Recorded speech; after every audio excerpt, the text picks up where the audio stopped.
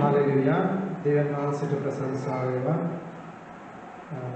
දෙවන් වහන්සේගේ අභිමුඛත්වයේ උන්වහන්සේගේ වචනය අසන්න උන්වහන්සේගේ මේ වචනයේ දිවින ඉහළින් එනා සුද්ධ වචනය සුදත් උන්වහන්සේ කරුණ කොටගෙන අපේ සහෝදරි නිමේෂට ආරාධනා කරනවා උන්වහන්සේගේ වචනය කතා කරන්නේ සුදත් උන්වහන්සේගේ ආරම්භය and අනිවාර්ය ලැබෙනවා සුදත් උන්වහන්සේ කරුණ කොටගෙන and විශේෂිත පාප උදක්ක ජේසුස්ගේ දේවල ආවරණ සුදත් උන්වහන්සේගේ ආවරණය උන්වහන්සේගේ මේ සුද්ධ වචනය කතා කරනවා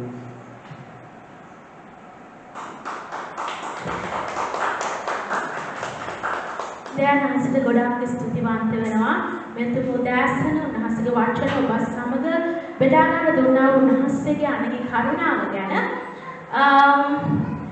අද උදෑසන මම බෙදා ගන්න යන්නේ ඊටම වැදගත් අපේ හැමෝගේම ජීවිතවලට ඊටම වැදගත් මාතෘකාවක් මම ඉල්ලා සිටිනවා යම් යම් කරුණු ඔබට ජීවිතයට දැනෙන කරුණු තිබෙන ලියා ගන්න කියලා මන්ද ඒක ගොඩාක් ඔබට වැදගත් වේවි කියලා මම සිතනවා. අපි දන්නවා අද බොහෝ දෙනෙක් අලුතෙන් ඇවිල්ලා සිටින අය ආවත් ආදරෙන් පිළිගන්නවා. යේසුස් වහන්සේව අපි හැමෝම පෞද්ගලිකව ගැලුම්කාරය වශයෙන් අපි පිළිගන්න තිබෙනවා.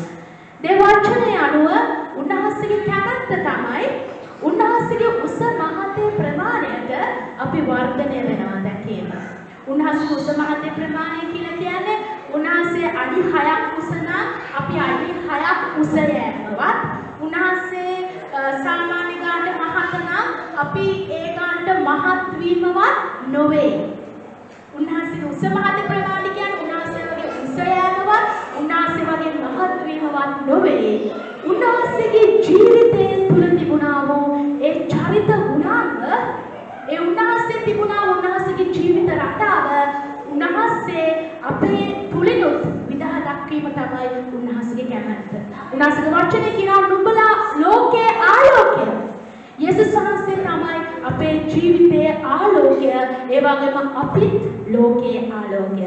ඉතින් උන්වහන්සේගේ කැමැත්ත උන්වහන්සේ වාගේ අපි වෙනවා දැකීම උන්වහන්සේගේ උස මහතේ ප්‍රමාණයට අපි වර්ධනය වෙනවා දැකීම ඒ නිසා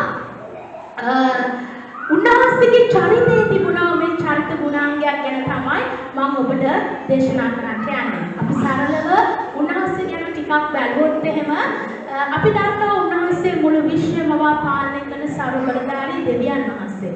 නමුත් උන්වහන්සේ ඉපදුනේ මහා මන්දිරයක නෙවෙයි. උන්වහන්සේ ඉපදුනේ අපි සාමාන්‍යයෙන් කියනවා ගව මඩුවක කියලා. උන්වහන්සේව තැබුවේ ගව ඔරුවක. අපි බලමු උන්වහන්සේගේ ගෝලෝදියා උන්වහන්සේ තෝරගත්තේ මහා ප්‍රඥාවන්තයෝ නෙවෙයි නූගත් දීවරයෝ. එතකොට උන්වහන්සේගේ වචනේ කියන උන්වහන්සේ හිස තබන්නවත් උන්වහන්සේට ගලක් තිබුණේ නැහැ කියලා. මේ ලෝකයේ සැප සම්පත් උන්වහන්සේ පුරෝගෙන හිටිය කෙනෙක් නොවේ. උන්වහන්සේ හැමදේම උන්වහන්සේගේ ජීවිතය අප වෙනුවෙන් දුන්නා.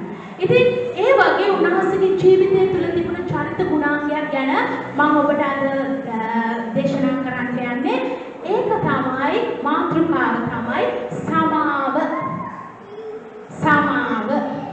මේ මාතෘකාව ගත්තොත් එහෙම ඒක අපිට කොටස් දෙකකට බෙදන්න පුළුවන්.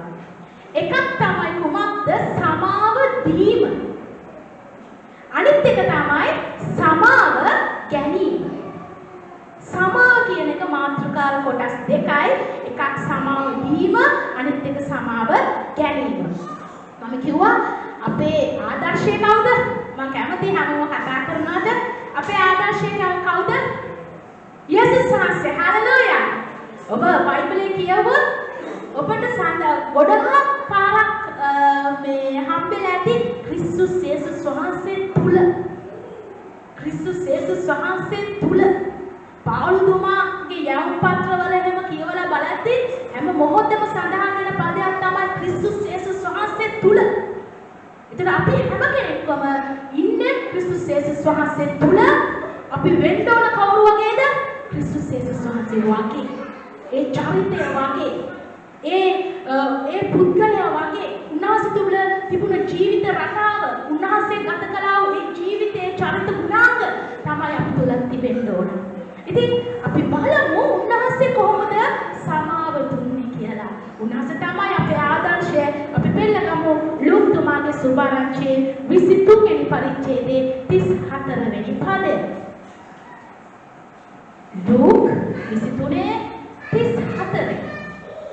කුමක්ද කියන්නේ? බයිබලයේ තිබෙන හැමෝම පෙරලා ගන්න. ලූක් 23:34 වෙනි පදය. එතන කියනවා යේසුස් වහන්සේ කතා කොට පියාණනි ඔවුන්ට කමාව මැනව මක්නිසාද ඔවුන් කරන්නේ මොකක්ද කියා ඔහු නොදැනී කීසේක. ඔහු උන්වහන්සේගේ වස්ත්‍ර දාදු දමා තමුන් අතරේ බෙදාගත්තෝය. දැන් බලන්න මේ බයිබල් පදයේ සඳහන් පසුබිම දෙස අපි බැලුවොත් එහෙම ඔබට තේරෙනවා ඇති ඔබ මේක ඊට කලින් කියවලා ඇති මේ පසුබිම දිහා අපි බැලුවොත් එහෙම යේසුස් වහන්සේ මේ වචන කියන්නේ කොහෙදද? මම කැමති සභාව කතා කරනවා. කොහෙදද?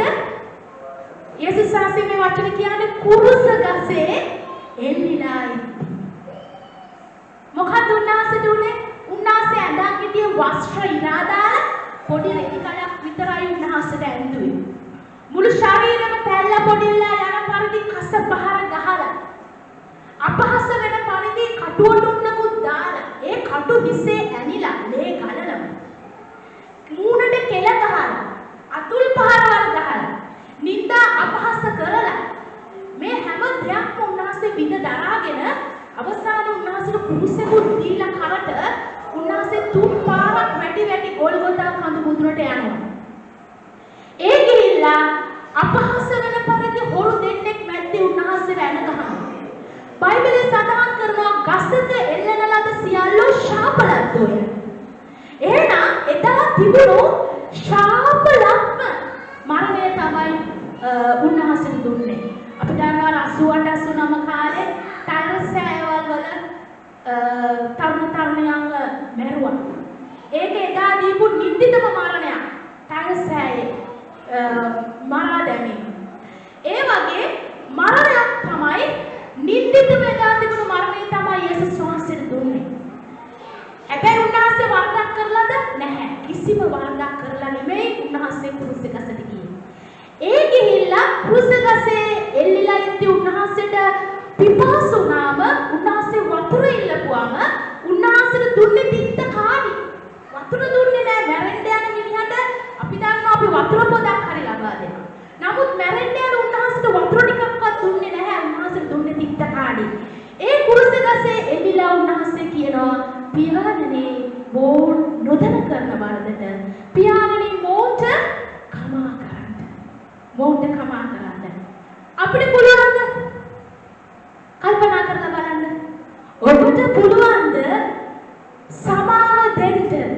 දැන් මරන්න යන මොහොතේදී ඔබ කිසිම වරදක් කරපු කෙනෙක් නෙමෙයි. ඔබට පුළුවන් තරම් නිඳා කරලා අපහාස කරලා පුළුවන් තරම් වද වේදනා දීලා කරන්න පුළුවන් හැමදේම කරලා ඉති. අන්තිම මොහොතේ පුළුවන් දාන්නේ මේගොල්ලන්ට සමා වෙන්න. මේගොල්ලන් අතාරින්න මේගොල්ලන් සමා වෙන්න කියලා කියන්න පුළුවන්ද අපිට? නමුත් උන්වහන්සේ ඒ දේ කිව්වා. ඉතින් උන්වහන්සේගේ වචනේ කියනවා උන්වහන්සේ තුල තිබුණා සිතම නුඹලා තුල තිබේවා කියලා.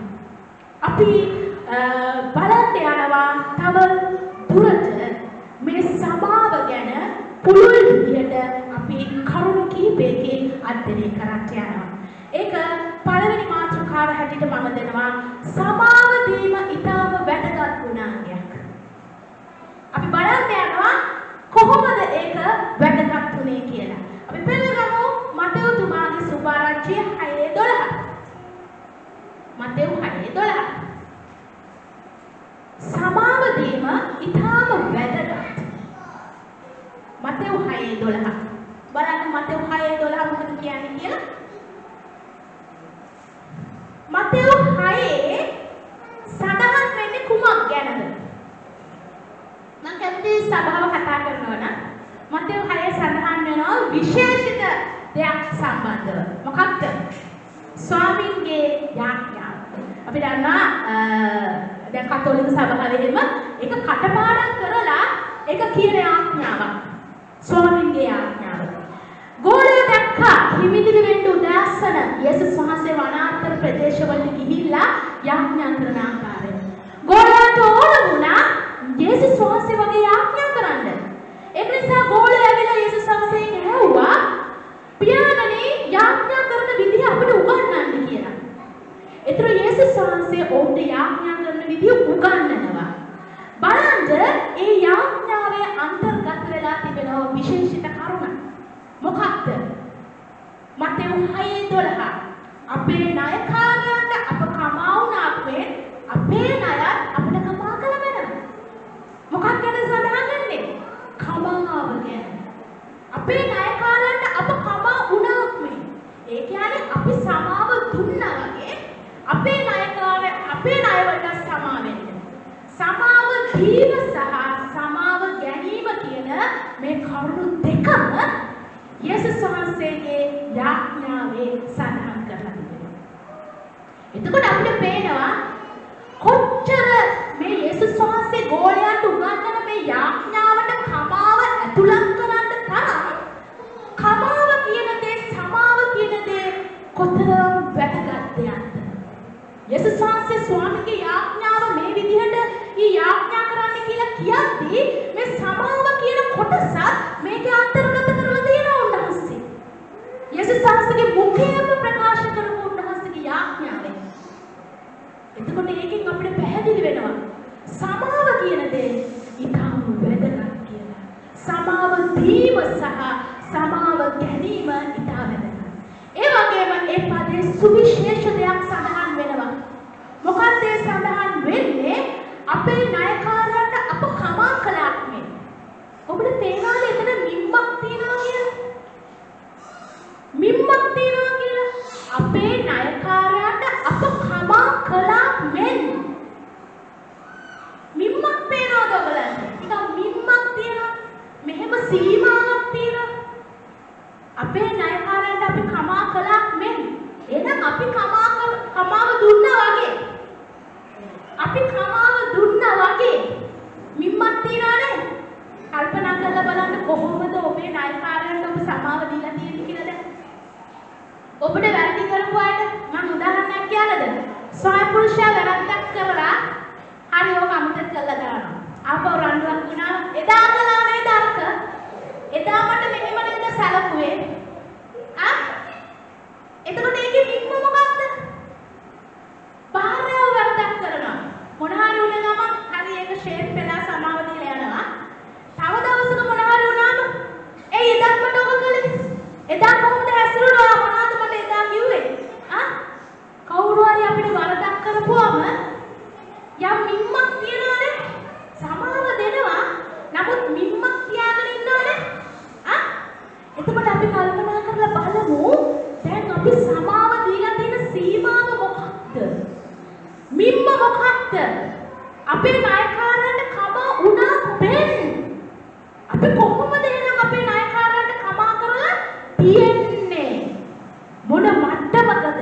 මොන මිම්මකින්ද අපි කමා කරලා තියෙන්නේ? කල්පනා කරලා බලන්න ඔබට වර්ධ කරන අයට. එහෙනම් මෙතන කියන අපේ ණයකාරයන්ට අප කමා කරා මෙන් අපේ ණයවලටත් අපිට කමා කරන්න. අප පරිශ්‍රයට නොපුනවා නපුරාගෙන අප ගලවාගත මැනව. මක්නිසාද නුඹලා මිනිසයන්ට ඔවුන්ගේ වරද කමා කරනු නම් නුඹලාගේ ස්වර්ගයේ පියාණන් වහන්සේ නුඹලාට කමා කරනසේක. ඔබ අනිත් අයට සමාව දෙනවා නම් ඔබට සමාව ලැබෙන්නේ. මෙතන පැහැදිලි වුණාසේ කතා කරනවා. අපේ ණයකාරයන්ට මක්නිසාද නුඹලා මිනිසයන්ට ඔවුන්ගේ වරද කමා කරන්නෝ නම් නුඹලාගේ ස්වර්ගයේ පියාණන් වහන්සේ නුඹලාට කමා කරනසේක. නමුත් නුඹලා මිනිසයන්ට ඔවුන්ගේ වරද කමා නොකරන්නෝ නම් නුඹලාගේ පියාණන් කොහොමද ඒක? ඔබගේ වරද ඔබට කමා කළොත් ඔබ අනිත් අයට වරද කමා කළොත් තමයි ඔබගේ වරද කමා කරනු ලබන්නේ. ඔබ අනිත් අයට වරද කමා කළේ නැත්නම් ඔබගේ වරද කමා නොකරන බව පැහැදිලිව උන්වහන්සේගේ වචනේ පවසනවා. මේ දේ අපි තවත් ස්ථිර වන පිණිස බලන්න යනවා යේසුස් වහන්සේ අපිට දේශනා කරපු උපමාවක්. අපි පෙළගමු මතෙව් 18 වෙනි පරිච්ඡේදයේ 21 වෙනි පදය. මේ කාරණාව තවත් පැහැදිලි කරගන්න පිණිස උන්වහන්සේ පැවසුවා වූ උපමාවක් අපි බලන්න යනවා. මතෙව් 18:21. එතන සඳහන් කරනවා එකල පේත්‍රුස් උන්වහන්සේ ළඟට ඇවිත් ස්වාමිනේ මට වරද කරන මාගේ සහෝදරයාට කීවරක් කමා වෙන්නද? සත්වරක් දක්වාදයි උන්වහන්සේගෙන් ඇසුවේය. යේසුස් වහන්සේ උට කතා කොට සත්වරක් නොව 70 වන සත්වරක්ය. එබැවින් තමාගේ දාසයන් සමග ගණන් බලන්න කැමති වූ රජෙකුට ස්වර්ග රාජ්‍ය උපමා කරනු ලැබේ. ඔහු ගණන් බලන්න පටන් ගත් කල තාලෙන්ත දසදහසක් ණයෝ එක්කෙනෙක් ඔහු ළඟට ගෙනලා දෙය. මෙතන එක රජෙක් සිටිනවා. ඒ රජ ගණන් බැලුවා. ඒ ගණන් බලද්දී ඔහුට හම්බ වෙනවා තාලෙන්ත දසදහසක් ණයව සිටිය කෙනෙක්. ණය ගෙවන්න ඔහුට කිසිවක් නොතිබුණු බැවින් ඔහුගේ ස්වාමියා ඔහුද ඔහුගේ භාර්යාවද දරුවන්ද ඔහු සම්පත සියල්ලද විකුණා ණය ගෙවන්න ආඥා කළේය. ඊට පස්සේ ඒ රජ කරන වැඩේ අනකරනවා මේ ණයකාරයාට ඔහුගේ භාර්යාව ඔහු සම්පත සියල්ල ඔහුගේ දරුවෝ මේ හැම දෙයක්ම විකුණලා ඔහුගේ ණය ගෙවන්න කියලා අනකරනවා. එවිට ඒ දාසයා බිම වැඳ වැටි ස්වාමිනේ මා ගැන ඉවසුව මැනව ඔබ වහන්සේට සියල්ලම ගෙවන්න වී කීසේක. එතකොට ඒ දාසයා කියනවා අනේ ස්වාමී මා ගැන ඉවසන්න මම ඔබට සියල්ල ගෙවන්නම් කියලා. ඒ දාසයාගේ ස්වාමියා අනුකම්පා කොට ඔහු උදාහැර ඒ ණය ඔහුට කමා කරසේක. මොකද්ද මෙතන වෙන්නේ? ඒ රජතුමා ඒ දාසයාට අනුකම්පා කරලා සියලුම ණය ඔහුට කමා කරලා ඔහුව නිදහස් කරනවා ණයේ. ඔහු ණයෙන් නිදහස් කරනවා. එහෙත් ඒ දාසයා පිටත් ගොස් තමාගේ සහකාර දාසයන්ගෙන් තමාට මසු 100ක් ණයෝ එක්කෙනෙකු දැක ඔහු අල්ලා ඔහුගේ බෙල්ල මිරිකාගෙන ණය ගෙවන්නයි කීසේ. මොකද ඊගාට කළේ දැන් ඔහු ණය කමා කරලා දැන් ඔහු පාරේ ගමන් කරනවා. ගමන් කරද්දී ඔහු දකිනවා මසු 100ක් ණය ඔහු තාලෙන්ත දසදහසක් ණයව හිටියා. අර රජතුමාට. ඔහුට තාලෙන්ත 100ක් ණය ඔහුගේ සහකාර දාසෙක් යනවා දකින්න. ඔහු ඉඳලාදී අන්න මගේ ණයකාරයෙක් යනවා පාරේ. අන්න මගේ ණයකාරයෙක් යනවා පාරේ. ණයෝ එක්කෙනෙක් දැක මොකද ඔහු කරන්නේ? බෙල්ලෙන් අල්ලගෙන බෙල්ල මිරිකලා ණය ගෙවන්න කියලා කිව්වා. බෙල්ලෙන් අල්ලගෙන බෙල්ල මිරිකලා ණය ගෙවන්න කියලා කිව්වා. එවිට ඔහුගේ සහකාර දාසයා බිම වැටි මා ගැන ඉවසුව මැනවි. නුඹට ගෙවන්න මේ කන්න ලව් කළවි. ඊට පස්සේ මේ මිනිස්සයා මොකද කළේ? බිම වැටිලා මං ගැන අනුකම්පා කරන්න මම ණය ගෙවන්නම් කියලා කිව්වා. නමුත් ඔහු නොකැමැතිව ගොස් ණය ගෙවන තුරු ඔහු හිරගෙයි දැම්මේය. දැන් මට කියන්න මේ මිනිස්යාට රජතුමා කීයක් ණය කමා කළාද? කොච්චර ගාණක් ණය විදියාද? තාලෙන්ත දසදහස්. එතකොට මේ සහකාර දාසයා මේ මිනිස්යාට ණය වින්න මිනිස්යා කීයද ණය? මසු 100ක්. මසු 100ක් ණය. එතකොට මේ මසු 100ක් ණය මිනිස්යාට මොකද කළේ? බෙල්ලෙන් අල්ලලා ඔක්කොම කරලා ණය ගෙවන්න කියලා කිව්වා. එතකොට මේ මිනිස්සු අනේ මට කමා කරන්න. මට ණය මං පසුව ගෙවන්නම්. නමුත් තැහැව්වේ නෑ බෙල්ලෙන් අල්ලන් ගිහලා මොකද කළේ? හිර ගෙදරට දැම්මා. ඔහුගේ සහකාර දාසය ඔහු සිද්ධ වූ දේ දැක ඉතා ශෝකව ඇවිත් සිද්ධ වූ සියල්ල තමන්ගේ ස්වාමියාට කීවෝය. එවිට ඔහුගේ ස්වාමියා ඔහු කැඳවා කතා කොට නපුරු දාසය නුඹ මාගෙන් ඉල්ලූ නිසා ඒ ණය සියල්ල නුඹට කමා කළමි. මා විසින් නුඹට කරුණා කළා සේම නුඹ නුඹ විසිනුත් නුඹගේ සහකාර දාසයාට කරුණා කළ යුතුව තිබුණා නොවේදයි කීවේය. ඔහුගේ ස්වාමියා කෝපව තමාට ණයව දුබු සියල්ල ඔහු විසින් ගෙවතුරු ඔහු වඩකයන්ට බාර දුන්සේක. නුඹලා එකිනෙකා තම තමාගේ සහෝදරයන්ට සිතින් කමා නොකරනා නම් ස්වර්ගයේ සිටින මාගේ පියාණන් වහන්සේද නුඹලාට එසේම කමා කරනු ඇතැයි කීසේක. දැන් බලන්න සම්බන්ධතාවය. මතෙව් 6 වෙනි පරිච්ඡේදයේ යේසුස් වහන්සේ ප්‍රකාශ කළේ උන්වහන්සේ ස්වාමීන්ගේ යාඥාවට ඇතුල් කළා. අපේ ණයකාරයන්ට අප කමා වුණාක් මෙන් අපේ ණය කමා කළා. ඊට පස්සේ උන්වහන්සේගේ මුඛයම වදාරපු මේ උපමාවෙන් උන්වහන්සේ ලස්සන දේ ගැන පැහැදිලි කරලා දෙනවා. තාලෙන්ත දහසක් ණයව සිටි කෙනෙක්ට ඒ රජතුමා කමා කළා. නමුත් තමාට මසු 100ක් ණයව සිටි කෙනා බගයපත් වෙලා කියන්නේ මම ණය ගෙවන්නම් කියලා කියද්දී ඔහුට කමා කළේ නෑ. ඔහු අල්ලන හිරේ විතර දැම්මා.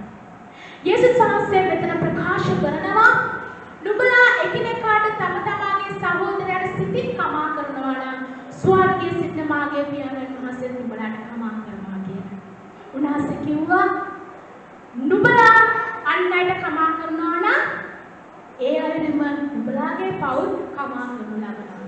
නුඹලා කමා නොකරනවා නම් නුඹලාටත් කමා කරනු නොලබනවා කියලා. මම දෙවියන් වහන්සේට ස්තුතිවන්ත වෙනවා. මොකද උන්වහන්සේ මේ දේ මට කතා කරද්දී මම ලොකු කැළඹිලි ස්වභාවයකින් සිටින අවස්ථාවේදී උන්වහන්සේ ඊට පස්සේ මට හිතාගන්න බැරි සලස්මක් උන්වහන්සේ තබලා උන්වහන්සේ මාව පුදුම දෙයක් කරලා තියෙද්දි මම ඒ පුදුම දේ තුල මම සිතුවා උන්වහන්සේ අප වෙනුවෙන් කොච්චර මහත් වූ දෙයක් කරලා තිබෙනවද. එහෙනම් මට මේ සුළු දේවල් කරන්න බැරිද කියලා. අර ටැලන්ට් දහසක් කමා කළා නම් මාසු 100ක් කමා කරන්න අපිට බැරි කමක් තිබෙනවද? ටැලන්ට් දහසක් අපි වෙනුවෙන් කමා කළා නම් මාසු 100ක් කමා කරන්න බැරි කමක් තියනවද? යේසුස් වහන්සේ අපිට කමා කළේ නිකන්ද? උන්වහන්සේගේ ජීවිතය දීලා උන්වහන්සේගේ වචනේ කියනවා උන්වහන්සේ වැගුරු ලේකුනේ අපේ පාප සෝදව පවිත්‍ර කරලා අපිව නිදොස් කරලා නිදහස් කරන්න උන්වහන්සේගේ ජීවිතය අපි වෙනුවෙන් දුන්නා.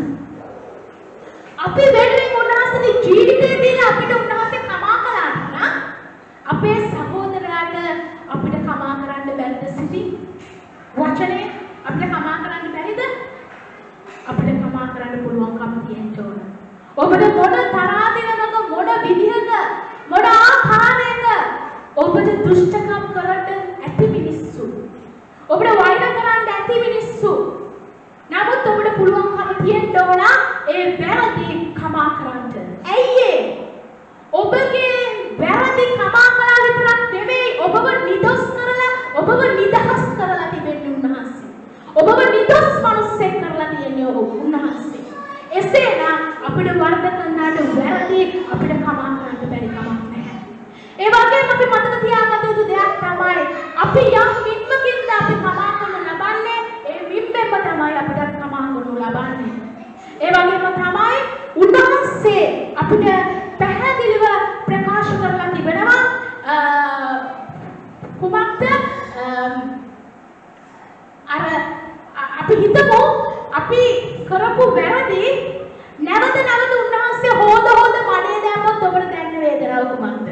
කවුරු හරි කෙනෙක් ඔබ කරපු වැරදි හරි සමාව දුන්නා කියලා සමාව දීලා නැවත හොද මඩේ දැම්මොත් එහෙම නැවත ඒවා මතක් කළොත් එහෙම අපි කරපු වැරදි අපි සමාව ඉල්ලගත්ත වැරදි නැවත උන්වහන්සේ මතක් කර ඇනෑන කිව්වොත් එහෙම ඔබට කොහොමද දැනෙන්නේ? එහෙනම් සමාව දුන්නා කියලා කියන්නේ උන්වහන්සේ අපි දකිනවා අපේ පව මුහුදේ ගැඹුරට හෙළුවා කියලා උන්වහන්සේ වචනේ සඳහන් කරනවා. නැවත ඒවා ගොඩ එන්නේ නැහැ. නැවත උන්වහන්සේ මතක් කරන්නේ නැහැ ඔබ එදා අර කළා මේක කළා කියලා උන්වහන්සේ නැවත ඒක මතක් කරන්නේ නැහැ.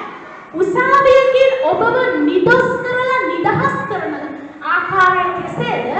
ඔබේ වරදකට ඔබව නිදොස් කරලා ඔබව නිදහස් කරලා ආකාරය කෙසේද? ඒ අයුරින්ම අපිව උන්වහන්සේ නිදොස් කරලා නිදහස් කරනවා. එසේනම් අපි කමාව දිය යුත්තේ අපිට වරද කරපු කෙනාට අපේ ණයකාරයාට අපි ඔහුව නිදොස් කරලා නිදහස් කරන තත්ත්වයට අපි කමා දිය යුතුයි. නැවත ඒ වැරදි මතක් කර කර ඒවා ගැන කියන්න නරකයි. එහෙනම් ඒ මට්ටමින්ම තමයි අපිටත් ඒ විම්මෙම තමයි මනු ලබන්නේ.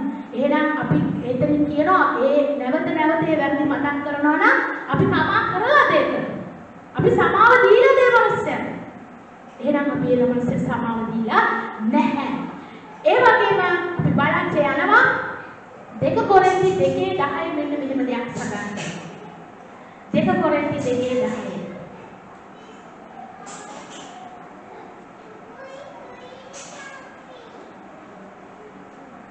2 කොරින්ති 2:10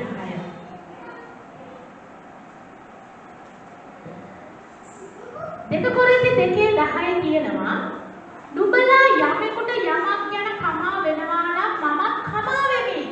මම යමක් ගැන කමා වී නම් එසේ කමා වී තිබෙන්නේ සාතන් අප කෙරෙහි වාසි නොලබන පිණිස. කමා නොවීමේ කෙනෙක්ට වාසි. කාටද වාසි? අපි කාට හරි සමාව දුන්නේ නැත්තම් වාසි ලබන කෙනෙක් ඉන්නවා. කවුද? සාතන්. අපි කාට හරි සමාව දුන්නේ නැත්තම් හරිම ප්‍රීතිමත් වෙන ආස වෙන කෙනෙක් ඉන්නවා. එයා තමයි සාතන්. ඇයි ඒ? සාතන්ට අවස්ථාවක් මේ කමාව නොදීමේ මේ පාපය අරගෙන අපේ ප්‍රයෝජන ලබන්න. ඔබ කියවලා ඇති දේව වචනේ සමහර රෝගීන්ට උන්වහන්සේ සුව කරන්ට ප්‍රථම උන්වහන්සේ කිව්වා නුඹේ පව් නුඹට කමා කරනු ලබනවා. එවිට ඒ මනුස්සයා සුවය ලැබුවා. සමහර පාප නිසා සමහර රෝග හටගෙන තිබෙනවා. දවස් අපි සඳහන් වෙනවා ඔය පිළිකා වගේ රෝග මිනිස්සුන්ට ඇති වෙනවා කියලා මේ මිනිස්සුන්ගේ මේ තිබෙන ඇතුළේ තිබෙන ඒ කැකෑරි තිබෙන වෛරය නිසා, ක්‍රෝධය නිසා, තිත්තකම් නිසා ඔය පිළිකා වගේ රෝග ඇති වෙනවා කියලා කියනවා. ඉතින් විවිධ රෝග වලින් පහර ගහන්න යක්ෂයාට අවස්ථාවක් එනවා. අවසානයේ අපේ ජීවිතේ පවා යක්ෂයාට දැහැ ගන්න පුළුවන්කම ලැබෙනවා මේ සමාව නොදීම තුලින්. සමාව නොදීම තුලින් යක්ෂයා වාසි අරගෙන අවසානයේ අපේ ජීවිතේ පවා දැහැගෙන අපිව ජීවිතේ පරාජය වලට අඳුරට පවා හෙලන්න ඕන පුළුවන්කම තිබෙනවා. ඒ නිසා පාවතුමා මෙතන කියනවා මම යමක් ගැන කමා වේනම් එසේ කමා වී තිබෙන්නේ සාතන් අප කෙරෙහි වාසි නොලබන පිණිස. සාතන් අප කෙරෙහි වාසි නොලබන පිණිස අපි අන් අයට කමා විය යුතුයි. ඒ වගේම ලූක් 17:4 දී අපි දකිනවා ඔහු දවසකට 7 වරක් ඔබට විරුද්ධව පව් කොට 7 වරක් ඔබට වෙතට හැරී මම පසුතැවිලි වෙමි කීවොත් ඔහුට කමා වෙනවා. දවසට 7 පාරක්. කවුරු හරි මිනිස්සේ ඔබට එක දවසක් ඇතුළත 7 පාරක් ඔබට වැරදි කරනවා. ඔබව රිදවනවා.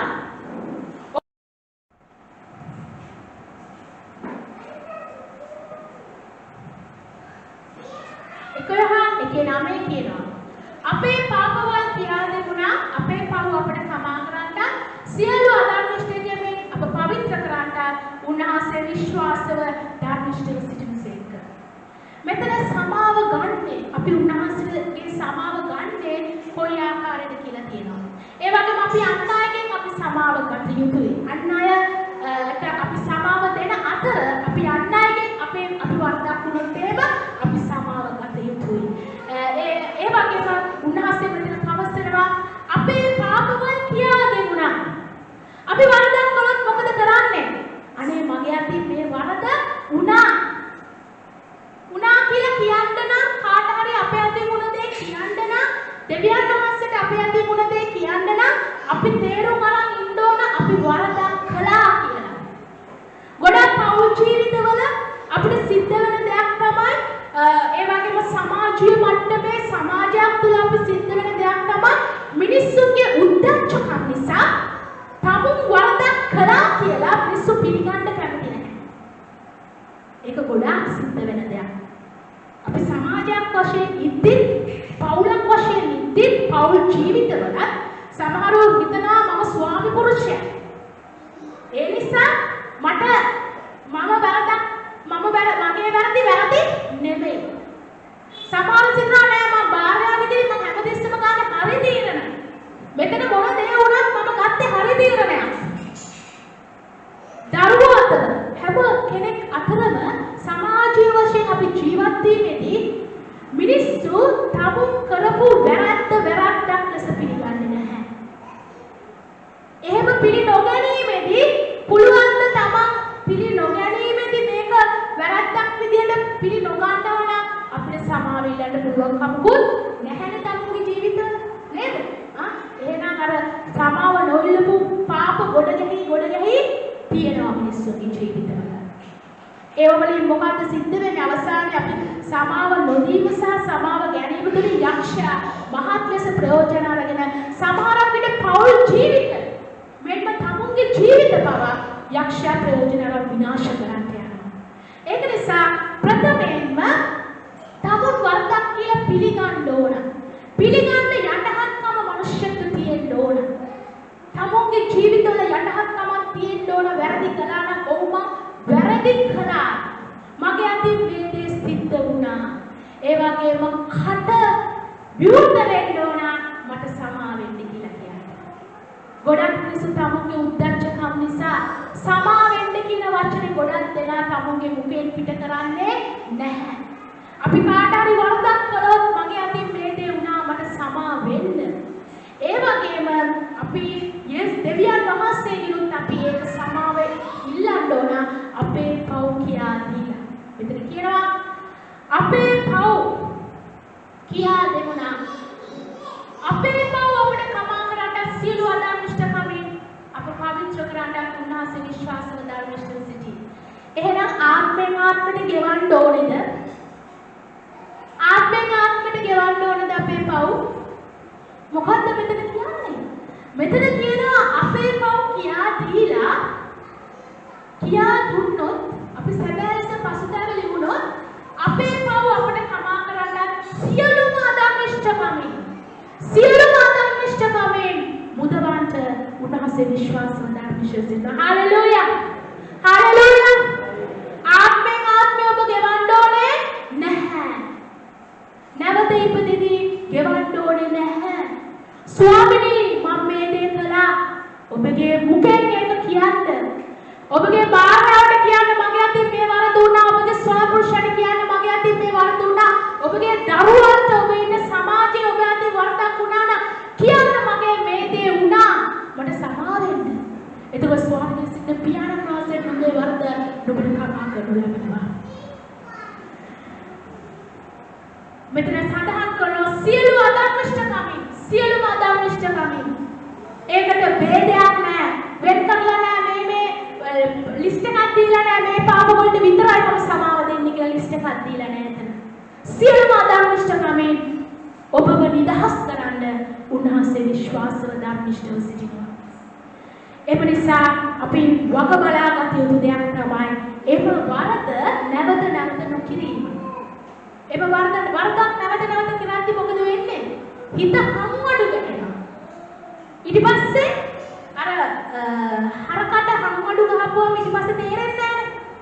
ඊට පස්සේ අපිට අපේ හිත හම්වඩු ගහපුවම ඊට පස්සේ අපිට තේරෙන්නේ නැහැ ඒක වරදක් කියලා. වරදක් කියලා ඊට පස්සේ තේරෙන්නේ නැහැ.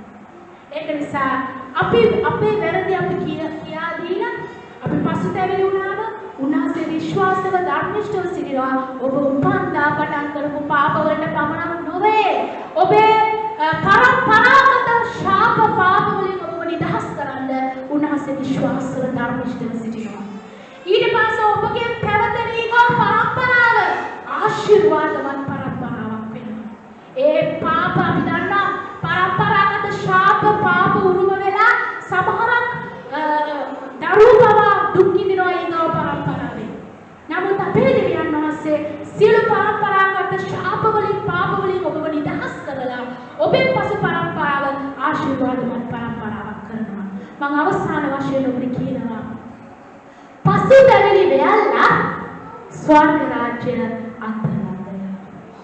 අපි දකිනවා අද යුක්‍රේනය ඊශ්‍රායලය ඇමිල්ලා තිබෙන ආකාරය.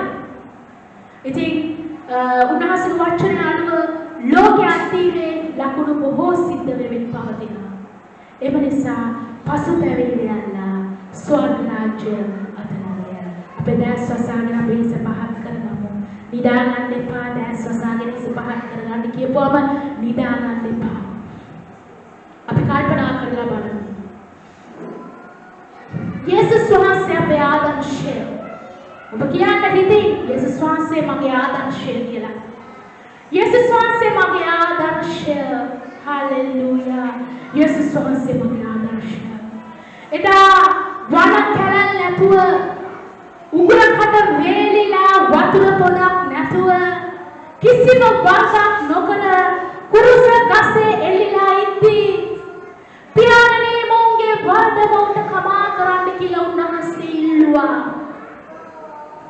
උන්වහන්සේගේ ඒ යාඥාවේදී උන්වහන්සේ විශේෂ කොට සඳහන් කළා සමාව දීම සහ සමාව ගැනීම සම්බන්ධව. උන්වහන්සේ ප්‍රකාශ කරපු ඒ උපමා කතාවේ ඒ සමාව පිළිබඳව උන්වහන්සේ විශේෂිත ලෙස සඳහන් කළා දෙනවා තාලෙන්ත දහසක් හරියට අපි දුව රුපියල් දහසක් සහ මසු 700ක් රුපියල් 1000කුයි 700කුයි ඒ රුපියල් දසදහසක් නායක සිටි කෙනෙක්ට කමාව ලැබුණා. නමුත් තමාට 700ක් නායක සිටි අයට සමාව දුන්නේ නැහැ. උනාස්ක වචනේ කියනවා අපිට කමාව වුණාක් මෙන් අපිට අපි අන්නයට කමාව වුණාක් මෙන් අපිට කමා කළ මැනව. අපිට මිනිස්සෙ දවසට සතරක් අපිට විරුද්ධව අපිට වැරදි කරලා සමා වෙන්න කියලා ඔහු කිව්වොත් අපි සමාව දිය යුතුයි. ඒ වගේම අපි වැරදක් කළොත් මොන තරහතිරක මොන උසස් මට්ටමක අපි හිටියත් කමන්නේ කුඩා දරුවෙන්ට විරුද්ධව අපි වරදක් කළොත් සමා වෙන්න. ඔබ අම්මා තාත්තා වෙන්න පුළුවන් සමා වෙන්න. ඔබ ස්වාමි පුරුෂයා වෙන්න පුළුවන් සමා වෙන්න කියලා කියන්නේ ඔබගේ මුඛේ විරුද්ධ විය යුතුයි. ඔබ භාර්යාව සමා වෙන්න කියලා මුඛේ විරුද්ධ විය යුතුයි. ඒ වගේම ඔබ යේසුස් වහන්සේ ඉදිරියේ ස්වාමීනි මම මේ වැරදි කළා තිබෙනවා මට සමා වෙන්න කියලා ඉල්ලුවොත් ඔබ උපන්දා පටන් කරපු වැරදි වලට මෙන්ම ඔබගේ පරම්පරාගත ශාපවලු නිදහස් කරන්න උන්වහන්සේ විශ්වාසව ධර්මිෂ්ඨව සිටිනවා. එසේනම් පසුතැවිලි වෙයල්ලා ස්වර්ග රාජ්‍ය අත්දැකගය. හalleluya. ස්තුති වේවා ස්වාමිනේ. ඔබ වහන්සේ ස්තුතිවන්ත වෙනවා මේ උතුම් දාසන ඔබගේ වචන නිසා. ස්වාමිනේ ඔබ මට පුදුමාකාර කරුණාව දැක්වුවා.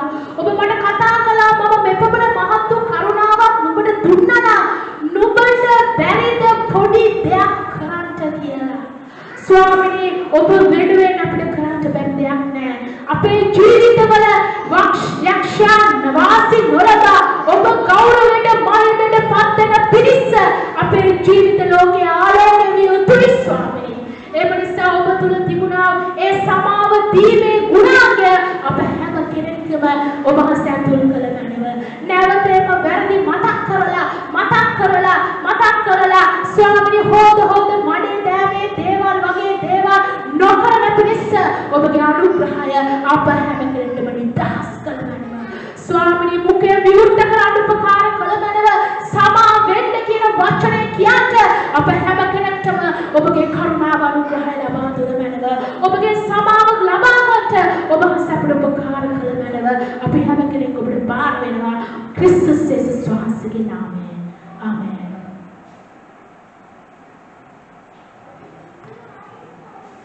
Hallelujah. දෙවියන්වහන්සේට ගෞරවය මහිමේවා. සහෝදරී නිමේෂට ස්තුතිවන්ත වෙනවා. දෙවියන්වහන්සේගේ වචනය යේසුස්වහන්සේ වහන්සේ කරුණ කොටගෙන අපට කතා කරන නිසා අපි හිතනවා අපි හැම කෙනෙක්ම ඒ දෙවියන් වහන්සේගේ වචනේ අපි ඒවා සිත් තුළ ධාරණය කරගෙන අපි ඒවා ක්‍රියාවට නංවයි කියලා ඒ සියලු ගෞරවය දෙවියන් වහන්සේට කරනවා. අපි මේ මොහොතේ අපි දෙවියන් වහන්සේගේ අභිකත්වයේ අපි දෙවියන් වහන්සේගේ දරුවන් හැටියට අපි සියලු දෙනාම දසෙන් කොටස් තුටුපළු අපි දැයට ගමු. මම මේ යාඥා කරනවා. හලෙලුයා. ආසත් පොළොවේ සියල්ලක් මම පාලනය කරන්නා වූ සර්වදාරි දෙවි පියාණනි වාසී ශ්‍රී නාමයට ගෞරවය මහිමේ නමස්කාරය ස්වාමීන් වහන්සේ. අද දවසේ ස්වාමීනි ඔබ වහන්සේගේ දරුවන් ස්වාමීනි ඔබ වහන්සේට ඒ තුටුපළු හා දසෙන් කොටස් වෙන් කර තබා තිබෙනවා ස්වාමීනි. ඒ සියලු දෙනාටම ආශිර්වාද කරන්න ස්වාමීනි. ඔවුන්ගේ රැකියාවන් වලට ඔවුන්ගේ ව්‍යාපාර වලට ආශිර්වාද කරන්න ස්වාමීන් වහන්සේ. ඔවුන්ගේ පවුල් වලට ආශිර්වාද කරන්න ස්වාමීන් වහන්සේ. ඔවුන් උපයන්නා වූ සියලුම ඒ සෑම මුදලකින්ම ඔවුන්ට වැඩි වැඩියෙන් ස්වාමීනි සිය ගුණෙන් දහස් ගුණෙන් වහන්සේට වැඩි කර දෙන්න. වහන්සේ අපට විශ්වාසව සිටිනවා ස්වාමීන් වහන්සේ. ඔබ වහන්සේ සියල්ල පොරොන්දු අපට දී තිබෙනවා ස්වාමීන් වහන්සේ. ස්වාමීනි ඒ දසෙන් කොටස් තුටුපළු නිසා ස්තුති කරනවා.